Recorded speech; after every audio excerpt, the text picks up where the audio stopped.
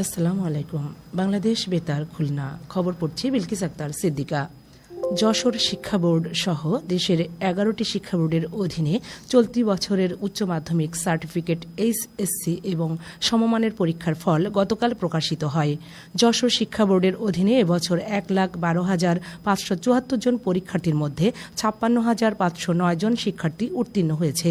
এর মধ্যে 24,901 জন ছাত্র এবং 31,608 জন ছাত্রী। গড় পাশের হার 50.20 এবং মোট জিপিএ 5 পেয়েছে 5,995 জন। বিজ্ঞান বিভাগে 21,180 জন পরীক্ষার্থীর মধ্যে পাশ করেছে 15,881 জন। গড় পাশের শতকরা হার 75.00, জিপিএ 5 পেয়েছে 3,381 জন। মানবিক বিভাগে 78,999 জন পরীক্ষার্থীর মধ্যে পাশ করেছে 34,005 জন। গড় পাশের শতকরা হার 41.79, জিপিএ 5 পেয়েছে 2,179 জন। ব্যবসায় শিক্ষা বিভাগে 12,395 জন পরীক্ষার্থীর মধ্যে পাশ করেছে 6,575 জন। গড় পাশের শতকরা হার 53.84, জিপিএ 5 পেয়েছে 435 জন। জেলাওয়ারি পাশের হার: যশোর জেলায় 58.25, খুলনায় 53.98, সাতক্ষীরায় 52.64, চুয়াডাঙ্গায় 50.35, কুষ্টিয়ায় 48.85, মেহেরপুরে 48.51, নড়াইলে 46.46, ঝিনাইদহে 45.07, বাগেরহাটে 41.85 এবং মাগুরা জেলায় 37.46। অ্যাটর্নি জেনারেল মোহাম্মদ আসাদুজ্জামান বলেছেন, জুলাই হত্যাকাণ্ডের বিচার অবশ্যই হবে। সরকার তার প্রতিশ্রুতি রক্ষা করবে। এর থেকে বেশি দ্রুততার সঙ্গে বিচার কাজ শেষ করলে তা নিয়ে প্রশ্ন উঠতে পারে। তিনি গতকাল কুষ্টিয়া আইনজীবী সমিতির মিলনায়তনে আইনজীবীদের সাথে এক মতবিনিময় শেষে সাংবাদিকদের কথা বলেন। অ্যাটর্নি জেনারেল বলেন, বাংলাদেশের ইতিহাসে প্রথমবারের মতো কোনো মামলার ট্রায়াল সরাসরি টেলিভিশন চ্যানেলে দেখানো হচ্ছে। এর থেকে স্বচ্ছ বিচার আর কি দেখতে চান? তিনি আরও বলেন, দেশের আদালতগুলোতে যে মামলা জট রয়েছে তা দূর করতে কার্যকর ব্যবস্থা নেওয়া হয়েছে। এরই মধ্যে তার কিছু সুফলও পাওয়া গেছে। মানুষের যে ক্ষোভ, গণতন্ত্রের জন্য নির্যাতনের বিরুদ্ধে, হত্যাকাণ্ডের বিরুদ্ধে মানুষের ক্ষোভ দীর্ঘদিনে ছিল ফ্যাসিস্টের বিরুদ্ধে। আবরার ফাহাদ সেখানে ফ্যাসিস্টের অত্যাচারের, নির্যাতনের শিকারের মূর্ত প্রতীক হিসেবে দাঁড়িয়ে গেছিল। আবরার ফাহাদ যারা জুলাই বিপ্লব করছে তাদের সামনে একটা জ্বলজ্বন্ত উদাহরণ ছিল যে আবরার ফাহাদের হত্যা যেভাবে হয়েছে, বাংলাদেশের প্রতিকার চাই, বাংলাদেশ গণতন্ত্র চাই, ন্যায় বিচার চাই, ফ্যাসিস্টের বিচার চাই। এভাবেই আবরার ফাহাদ সবার আদর্শের ধারক হয়ে দাঁড়িয়েছিলেন। আইনজীবী সমিতির সভাপতি হারুনুর রশিদের সভাপতিত্বে জাতীয়তাবাদী আইনজীবী ফোরামের কেন্দ্রীয় নেতা রাগিব রউফ চৌধুরী ও আইনজীবী সমিতির সাধারণ সম্পাদক শাতিল মাহমুদ এ সময় উপস্থিত ছিলেন। বাউল সম্রাট ফকির লালন শাহের 135তম তিরোধান দিবস উপলক্ষে 3 দিনব্যাপী অনুষ্ঠান আজ কুষ্টিয়ার কুমারখালী উপজেলার ছেউড়িয়ার লালন একাডেমিতে শুরু হচ্ছে। সংস্কৃতি মন্ত্রণালয়ের সহযোগিতায় জেলা প্রশাসন ও লালন একাডেমি যৌথভাবে এ উপলক্ষে বিভিন্ন কর্মসূচির আয়োজন করেছে। কর্মসূচির মধ্যে রয়েছে লালনের জীবন ও কর্মের উপর আলোচনা সভা, লালন সঙ্গীত ও লালন মেলা। সংস্কৃতি বিষয়ক মন্ত্রণালয়ের উপদেষ্টা মোস্তফা সরওয়ার ফারুকী প্রধান অতিথি হিসেবে আজ বিকেলে কর্মসূচির উদ্বোধন করবেন।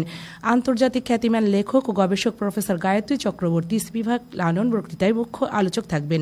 সংস্কৃতি বিষয়ক মন্ত্রণালয়ের সচিব মোহাম্মদ মফিদুর রহমান এতে স্বাগত বক্তব্য রাখবেন।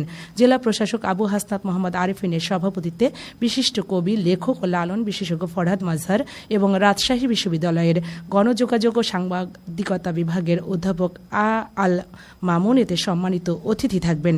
পরে বিশিষ্ট সঙ্গীত শিল্পী ফরিদা পারভিনের স্মরণে তথ্যচিত্র প্রদর্শন করা হবে। দেশের বিভিন্ন প্রান্ত থেকে ইতোমধ্যে বাউল সাধক এবং লালন ভক্ত অনুরাগীরা ছেউড়িয়ার জড়ো হতে শুরু করেছেন। এদিকে লালন তিরোধান দিবস উপলক্ষে আজ সন্ধ্যায় খুলনা জেলা শিল্পকলা একাডেমি অডিটোরিয়ামে এক আলোচনা সভা অনুষ্ঠিত হবে। পরে একই স্থানে শিল্পকলা একাডেমির শিল্পী ও জেলার স্থানীয় লোকসঙ্গীত শিল্পীদের পরিবেশনায় সাংস্কৃতিক অনুষ্ঠানের আয়োজন করা হয়েছে। আসন্ন নির্বাচনে আইন শৃঙ্খলা রক্ষা ও সুষ্ঠু নির্বাচনের লক্ষ্যে এক মতবিনিময় সভা গতকাল বাগেরহাট পুলিশ লাইন্স মিলনায়তনে অনুষ্ঠিত হয়। পুলিশের অতিরিক্ত মহাপরিদর্শক মোহাম্মদ আলী হোসেন ফকির এতে প্রধান অতিথি ছিলেন। পুলিশ সুপারের সভাপতিত্বে খুলনা রেঞ্জের DIG Mohammad Rezaul Haque, civil surgeon Assam Mahbubul হক, অতিরিক্ত জেলা প্রশাসক মোহাম্মদ মমিনুর রহমান, সদর উপজেলা নির্বাহী কর্মকর্তা মোহাম্মদ মুস্তাফিজুর রহমান, থানার ভারপ্রাপ্ত কর্মকর্তা, প্রেস ক্লাবের সভাপতি ও সাধারণ সম্পাদক সহ বিভিন্ন সরকারি বেসরকারি দপ্তরের প্রতিনিধিগণ এ সময় উপস্থিত ছিলেন। আন্ত স্কুল বিতর্ক প্রতিযোগিতার সমাপনী ও পুরস্কার বিতরণ অনুষ্ঠান গতকাল খুলনা জেলা শিল্পকলা একাডেমির আর্ট গ্যালারি কক্ষে অনুষ্ঠিত হয়।